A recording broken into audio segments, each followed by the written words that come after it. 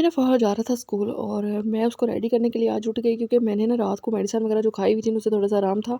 लेकिन वो जो कमर का दर्द और ये जो टाँग का दर्द होता है ना, ये बिल्कुल भी आराम नहीं था दे रहा। ज़ाहिर-सी बात है कि यार माँ ने नहीं करना होता तो फिर किसने करना होता है। आगे 2 साल प्रेगनेंसी थी तो बेचारा खुद ही उठ जाता था, खुद ही यूनिफ़ॉर्म वगैरह पहन लेता था। हैं तो उस उन दिनों में ना बड़ी तबीयत ख़राब रहती थी मेरी। वो फिर मैं किसी तरह से अपने हस्बैंड को कहती थी आप मैनेज कर लिया करें, बाकी तो घर के सारे काम मैंने खुद ही करने होते हैं, बस आप इसको रेडी कर दिया करें। तो ये बेचारा 2 साल ऐसे ही जाता रहा, तो मैंने कहा चलो अब थोड़ा-सा जो है ना अपने अंदर से सुस्ती ख़त्म की जाए और खुद उठ के इसको नाश्ता वग़ैरह और रेडी करके स्कूल भेजा जाए ना। तो यहाँ पे जी फ़ौहर स्कूल चला गया था। हमारा भी अपना टाइम होता था, कभी हम भी तैयार होके स्कूल कॉलेज जाया करते थे। बड़ा मज़े का वो टाइम होता था। अम्मी तैयार करती होती थी, नाश्ता मिन्नत कर रही होती थी कि नाश्ता कर जो, लेकिन मजाल है कि मैंने अपनी लाइफ में बहुत कम नाश्ता किया है शायद, और अम्मी मिन्नतें ही करती रहती थी कि बाकी नाश्ता कर जाया करो। और अगर नाश्ता नहीं थी करके जाती तो फिर सुबह जब बाबा अपने शॉप पे जा रहे होते थे तो वापसी पे जो है ना कुछ खिला देते थे। बर्गर वगैरह आ जाता था, कभी कोई चीज़ आ जाती थी, कभी कुछ मम्मा बना कर भेज देती थी। तो ये माँओं को ही ख़्याल होता है, ये किसी को ख़्याल नहीं होता। आपकी ज़िंदगी से जिसका भी कोई ताल्लुक़ होता है ना, वो सिर्फ़ आपकी माँ होती है, जो आपका हर तरीके से हर तरह से ख़्याल रखती है। आप बीमार भी होते हैं ना तो वो तड़प जाती है, कोई आपका इस तरह ख़्याल नहीं रखता। मुझे याद है कि जब मैं शादी के बाद एक दफ़ा बीमार हो गई थी ना अपने ससुराल में, तो तकरीबन शादी का कोई 8वां-9वां महीना था। मेरी माँ इतनी तड़प गई थी, आप यकीन नहीं कर सकते। तो फिर अम्मी अपने घर ले गई, मैं अम्मी के साथ चारपाई पे लेटी और अम्मी सारी रात उठ के मेरा सर दबाती रही, मेरा ख़्याल रखती थी। और जब मेरा सिज़ेरियन हुआ मैं अम्मी के घर गई और 40 दिन तक, मुझे याद है कि मैं यहाँ से 15 दिन में चली गई थी। और अम्मी ने फिर नेक्स्ट मुझे अपने बेड से उठने नहीं दिया। भाभियों ने इतना ख़्याल रखा, अम्मी ने ख़्याल रखा। और अम्मी बस कहती थी कि तुमने इधर कोई काम, उस टाइम तो कोई काम का है ही नहीं था कि सीन के कोई काम मैंने करना है। तो वो फिर मुझे अम्मी ने बस बेड पे ही नाश्ता देना करना, इतनी ज़्यादा पिंजीरी मेरे लिए बनाई। और वापस जब मैं आने लगी थी तब भी बना कर भेजी साथ के, ये तुमने साथ लेकर जानी है और इसको खाते रहोगी तो तभी तुम्हारी ये कमर में दर्द नहीं होगी। और ये यकीन करेंगे तब वाक़ई में मुझे ये दर्द वगैरह कुछ भी नहीं था हुआ, तब मैं बहुत ज़्यादा एक्टिव थी। ज़ाहिर-सी बात है माँ थी तो बाहर रहती, और माँ के जाने के बाद उस तरह आपका ख़्याल कोई बंदा नहीं रख सकता जो माँ ख़्याल रखती है। अच्छा, जब आपका सी सेक्शन होता है ना, तो फिर चलो मेरा जो दूसरा सी सेक्शन हुआ था ना उसमें ये था कि इतना फ़ील नहीं था हुआ, उठ गई थी, काम वगैरह करती थी। लेकिन तीसरे ने तो इतना अंदर से तोड़ दिया हुआ है। ज़ाहिर-सी बात है जब आपका सिज़ेरियन हुआ होता है तो आपके हाथ में कोई बच्चा वगैरह आता है और आप उसको उठाते हो, अपना दर्द भूल जाते हो। मुझे ये लगता है कि दोनों दफ़ा जो है ना मेरी जोली हाली रही, तो फिर इस वजह से शायद ज़्यादा फ़ील होता है पेन वगैरह या ज़्यादा तकलीफ़ होती है। अगर बच्चे हो जाए ना फिर उस तरह दर्द माएँ भूल जाती हैं बच्चों की खुशी में। तो मुझे लगता है कि शायद ऐसे ही मेरे साथ हो रहा है। तो बस इंशाल्लाह अल्लाह पाक खैर करेंगे। तो इस दफ़ा ना कोई नहीं ऐसा कोई ख़्याल नहीं रखा अपना, बिल्कुल भी ख़्याल नहीं रखा। तो वही ना कमर में इतनी शदीद दर्द थी ना, फिर मैंने कहा चलो आराम-आराम से उठ के थोड़े बहुत घर के काम वगैरह कर ले। कल परसों ना हमारे घर में एक आंटी आई हुई, तो वो अपनी बात बता रही थी। वो कहती हैं कि 7वां सिज़ेरियन हुआ है मेरा। मैं तो उधर ही चौंक के रह गई, मैं 7वां सिज़ेरियन हुआ है? कहती हैं हाँ 7वां। मैंने तो यकीन ना किया, मैंने कहा हो सकता है एमी बोल रही हो। लेकिन वो यकीन करें जब मैंने उनका सुना कि इनका 7वां सिज़ेरियन हुआ है तो मेरे तो पाँव के नीचे ज़मीन निकल गई। कहती हैं अल्लाह ताला ने पहली 3 बेटियाँ दी हुई हैं, उसके बाद प्रेगनेंसी हुई तो बेटा जो है ना पेट में ही फ़ौत हो गया। फिर जो है अगेन प्रेगनेंसी ट्राई की तो फिर जनाब अल्लाह ताला ने बेटा दिया, 1 दिन बाद फ़ौत हो गया। फिर अल्लाह ताला ने दोबारा उम्मीद लगाई, फिर अल्लाह ताला ने जो है ना बेटा दिया, फिर वो फ़ौत हो गया। कहती है फिर थोड़ा सा गैप दिया बीच में, फिर मैंने प्रॉपर रेस्ट की, प्रॉपर मेडिसिन वगैरह खाई, सब कुछ किया।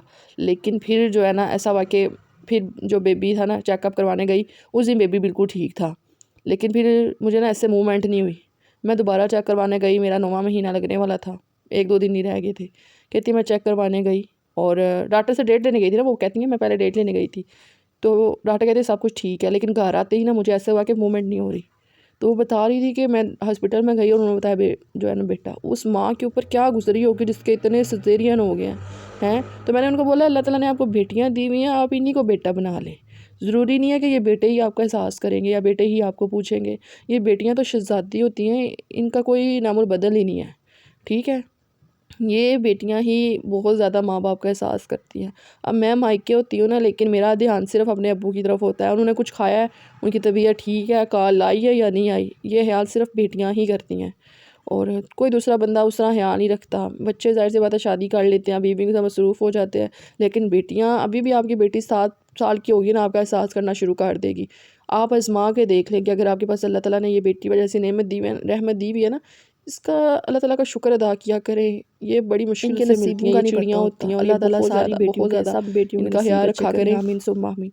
ये बेटियाँ चिड़ियाँ होती हैं, इन्होंने एक दिन उड़ जाना होता है, तो बेटे तो आपके पास ही रहते हैं सारी ज़िंदगी हैं, बस वो अपनी बीवियाँ लेकर साइड पे हो जाते हैं। तो इनका बहुत ज़्यादा ख्याल रखा करें, अपनी बेटियों की हर ख्वाहिश पूरी किया करें, जिस तरह हो सकता है उस तरह उनकी ख्वाहिश पूरी किया करें। मेरे अब्बू थे ना, हर ख्वाहिश पूरी करते थे अल्हम्दुलिल्लाह से हर अभी चीज़ ला हस्बैंड के देनी हर एक होती चीज़ थी। पूरी कर देते हैं, हर ख्वाहिश पूरी कर देते हैं, अल्लाह का शुक्र है। उसके बाद जी अभी हस्बैंड चले गए थे अपने ऑफिस और मैं उठी, मैं ना थोड़ी देर रेस्ट की, मैंने ना वीडियो वगैरह एडिट करनी थी, तो फिर मैं थोड़ी सी रेस्ट कर ली। और यहाँ पे जी टाइम है तकरीबन 10 बजे का और मैं इसकी विंडो ओपन करती हूँ। बाहर का व्यू इतना कोई प्यारा नज़र आता है ना मेरे रूम से। बाहर मौसमियाँ वगैरह लगी हुई हैं प्लाट में, कल मैंने आप लोगों को वीडियो में दिखाई थी ना, तो इतना प्यारा बाहर का व्यू नज़र आ रहा था माशाल्लाह से। फिर मैंने क्या किया, मैंने कहा थोड़ी सी ना, मैं जब सुबह उठती हूँ ना तो मैं खिड़कियाँ ओपन खोल देती होती हूँ, फ्रेश हवा आती है, ठीक है, तो ये बड़ा रूम के लिए अच्छा होता है। उसके बाद जी रूम की तो सफाई मैंने आगे आप लोगों के साथ शेयर कर दी हुई है। देखिए इस तरह मैं ना खिड़कियाँ वगैरह खोल देती होती हूँ। अस्सलाम वालेकुम, कैसे हैं आप सब लोग? आई होप कि आप सब ठीक होंगे, मज़े में होंगे। अल्हम्दुलिल्लाह से मैं भी ठीक हूँ, अभी तबीयत थोड़ी सी बेहतर हुई है, शुक्र अल्हम्दुलिल्लाह से। तो बाहर चलते हैं, नाश्ता करते हैं, फिर जो भी रूटीन होगी आप लोगों के साथ शेयर करेंगे। फ़िलहाल तो बाहर मज़े की धूप निकली हुई है आज माशाल्लाह से, मौसम बड़ा मज़े का हुआ है बाहर। तो किचन में बर्तन पड़े हुए हैं, नाश्ता बनाते हैं, लाइट वगैरह ऑन करते हैं और मैं बनाऊँगी जी आमलेट। और आमलेट के लिए चाहिए हमें 1 अदद प्याज। और फिर मैं ऐसा करती हूँ, मैं प्याज बहुत शौक से खाती हूँ। कुछ लोग होते हैं ना प्याज वगैरह, मेरे हस्बैंड को प्याज कोई नहीं पसंद। अच्छा कहते हैं ना अराई हैं, तो अराइयों को प्याज बड़ा पसंद है, हो ये सच है, मुन्नू बड़ा पसंद है। तो मैं अब जो है ना प्याज को काट के अच्छा मज़े का आमलेट बनाऊंगी। यकीन करें कि इतना मज़े का आमलेट बनाती हूँ ना मैं। 1 प्याज डालूंगी, 2 अंडे डालूंगी, धनिया थोड़ा सा, सब्ज़ मिर्चें।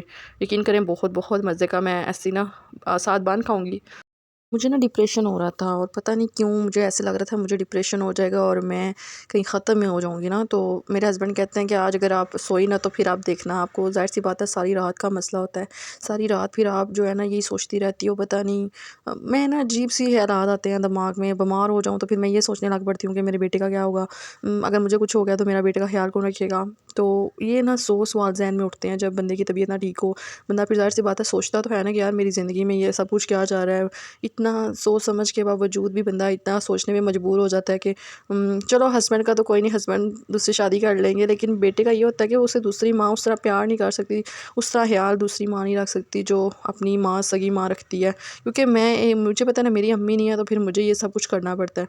अच्छा कल आप लोगों ने कमेंट किया था ना कि आप ही आपने वेट कैसे कम किया, तो मैंने आप लोगों को ऑलरेडी मेरे सारे व्लॉग देखा करें और उसमें मैं बता चुकी हूँ कि मैं ना 18 घंटे भूखी रहती थी। शाम 6 बजे से लेकर 1 बजे तक ना सुबह के मैं कुछ नहीं दिखाती और स्टिल शाम की डाइट मेरी 6 बजे की होती थी और उसके बाद मैंने 1 बजे नाश्ता करना होता था। तो बस ये ना मैं आमलेट बना के ब्राउन ब्रेड और साथ चाय ना फीकी खाती हूँ, पीती थी। अभी थोड़ा सा वेट तो कम हुआ है अल्हम्दुलिल्लाह से, 95 था मेरा प्रेगनेंसी में और फिर 90 हुआ, फिर 85 हुआ, अब मैं अल्हम्दुलिल्लाह से 79 हो ना, तो ज़िंदगी कितनी सुकून वाली हो जाती है ना कि आपका 79 kg वेट कम हो गया, शुक्र अल्हम्दुलिल्लाह से।